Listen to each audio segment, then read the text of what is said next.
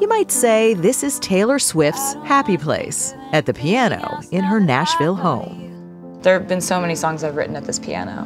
Been sleeping so long in a 20-year dark. And it's off in the middle of the night? It's usually in the middle of the night. Or if I'm trying to get to sleep and I can't, and then I get an idea, and I'm like, well, I'm not tired anyway. And then kind of wander over here. This is kind of a rare sight, not just because we were there. Haven't serenaded someone in a while. Hope you know that. You're always gonna have people going, did she write all her own songs? Talking about your personal life, talking about your dating life. There's a different vocabulary for men and women in the music industry, right? Give me an example. Okay, a man does something, it's strategic. A woman does the same thing, it's calculated. A man is allowed to react, a woman can only overreact. My brother's a real bro for doing that. Yeah, they all upended their lives. For sure. It worked out well. Yeah, I buy him lots of presents. I'm still someone who is the first to apologize when I'm wrong. And I think I'm better at standing up for myself when I've been wronged. So that's something that I think also comes with growing up. Which brings us to Scooter Braun. And so you didn't see it coming? No. So how did you find out? I found out when it was online, like when it hit the news. Nobody in your inner circle Nobody knew. And you didn't smell it? No.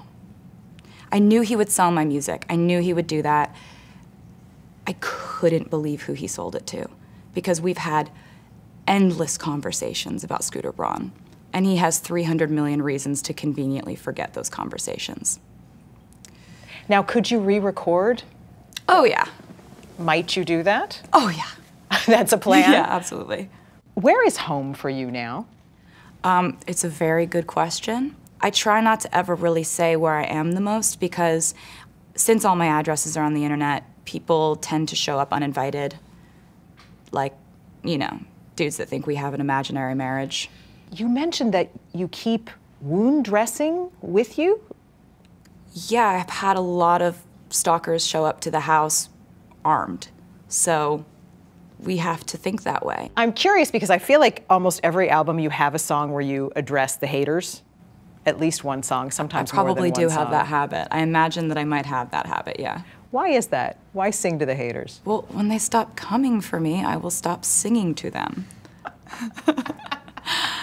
You know, people go on and on about, like, you have to forgive and forget to move past something. No, you don't. You don't have to forgive and you don't have to forget to move on. You can move on without any of those things happening. You just become indifferent and then you move on. Do you believe in forgiveness? Yes, absolutely.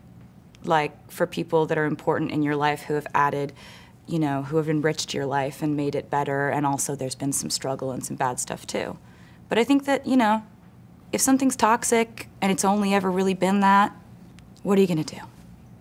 Just move on. Just move on. It's fine. There's one song on the album called Soon You'll Get Better that I can't even really hear, I can't even listen to it. It's really interesting because I don't think I have written a song quite like that before.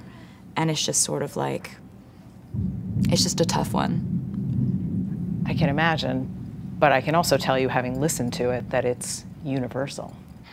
It's just not something that we deal with until we have to, until we see it, until we experience it, until someone close to us is going through something like that. And so writing about it was really emotional, and I'm just gonna stop talking about it now. Understand.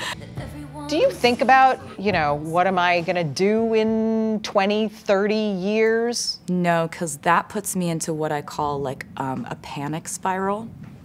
Like, I cannot do that. I've never been able to do that. Why? It just freaks me out. When I zoom out too far, I freak out. Do I know where I'm gonna be or even wanna be in 20 years? Absolutely not. Like, not taking a single day for granted. So how far ahead do you look? 6 months? That's about just it. because I have to plan shows and stuff. But I don't know what I'll do after this album. And I think that's great. It's actually, I tell myself, like, it's actually really ungrateful to just assume that you have 20 years. Like, be stoked that you have today.